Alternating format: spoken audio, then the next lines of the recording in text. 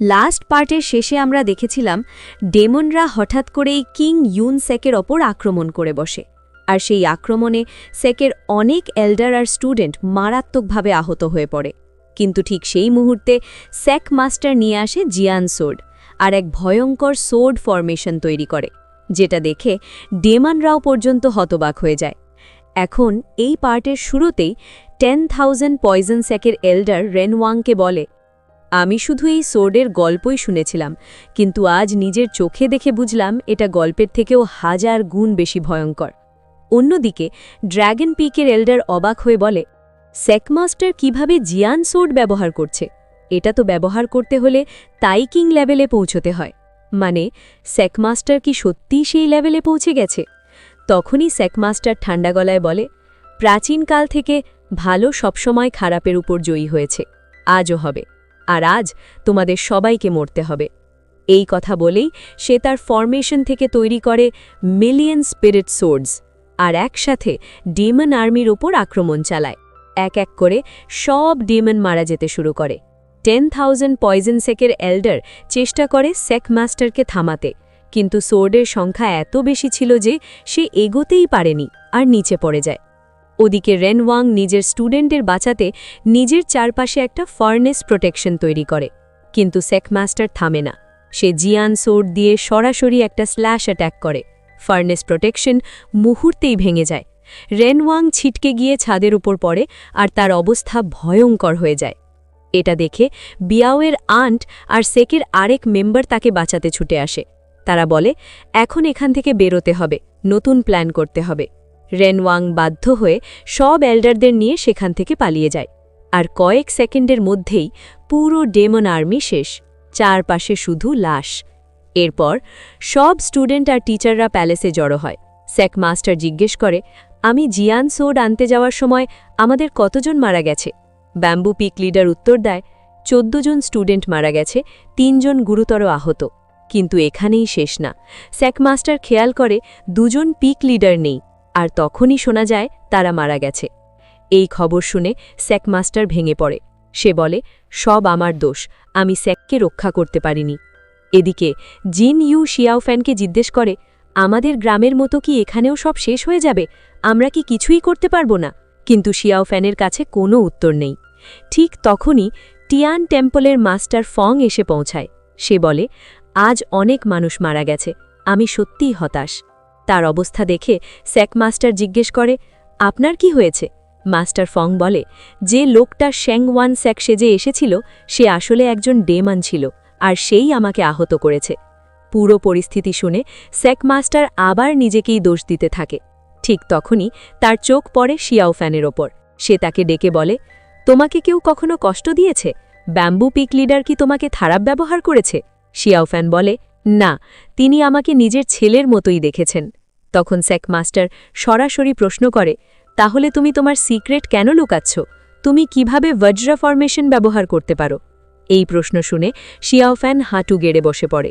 সে কিছুই বলতে পারে না। ঠিক তখনই টিয়ান টেম্পলের এক মাঙ্ক রেগে গিয়ে বলে, এত কিছু হওয়ার পরও তুমি চুপ আছো, তোমার কি কোনো অনুভূতি নেই? আরেকজন হুমকি দেয়, যদি তুমি সত্য না বলো আমি তোমাকে মেরে ফেলব।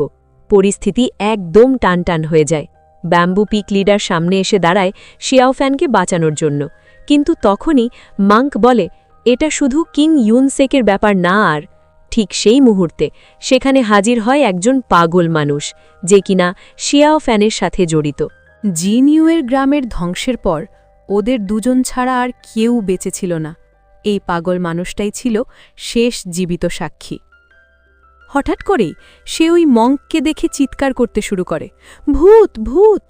জিন ইউ সাথে সাথে তাকে থামিয়ে জিজ্ঞেস করে, তুমি এমন কেন বলছো? কাঁপতে কাঁপতে লোকটা বলে, যে আমাদের গ্রাম ধ্বংস করেছিল সে ছিল গঞ্জা। এই কথা শুনেই জিন ইউয়ের চোখ বদলে যায়। সে সাথে সাথে নিজের তলোয়ার বের করে। ওই মঙ্ক অবাক হয়ে বলে, তুমি কি বলছো?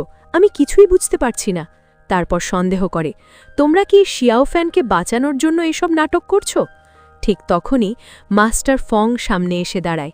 সে বলে, এটা সব আমার দোষ, আমি অনেক বছর ধরে একটা সত্য লুকিয়ে রেখেছি। সবাই চুপ। সে চালিয়ে যায়, আমি ভেবেছিলাম এটা বললে টিয়ান টেম্পলের ইমেজ নষ্ট হবে, কিন্তু এখন সেই গোপন সত্যের জন্যই শিয়াও ফ্যানকে মিথ্যা দোষ দেওয়া হচ্ছে। তাই আজ আমি সব বলবো। পুরো হল নিস্তব্ধ। মাস্টার ফং বলে, যে লোকটা ওই গ্রাম ধ্বংস করেছিল সে ছিল টিয়ান টেম্পলেরই একজন সদস্য। এই সত্য শুনে শিয়াও ফ্যানের মাথা ঘুরে যায়, তার রাগ নিয়ন্ত্রণের বাইরে চলে যেতে থাকে।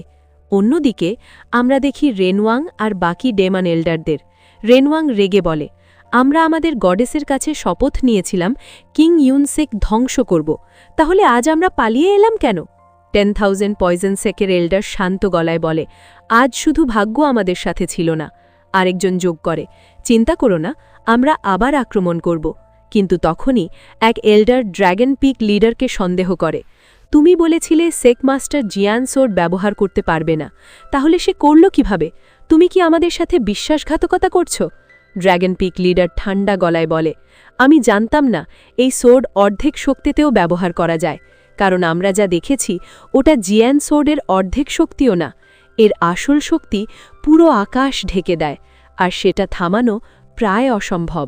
রেনওয়াং বলে, আমি শুনেছি এর পুরো শক্তি ব্যবহার করতে হলে সুপ্রিম ট্রু ডাওয়েস্ট লেভেলে পৌঁছতে হয়। ড্র্যাগন পিক লিডার মাথা নেড়ে বলে, হ্যাঁ, এটা একটা হেভেনলি সোর্ড। লো লেভেলের কেউ ব্যবহার করলে এটা ব্যবহারকারীর হৃদয়ই নষ্ট করে দেয়। মানে সেক মাস্টারের জীবন এখন অর্ধেকই বাকি।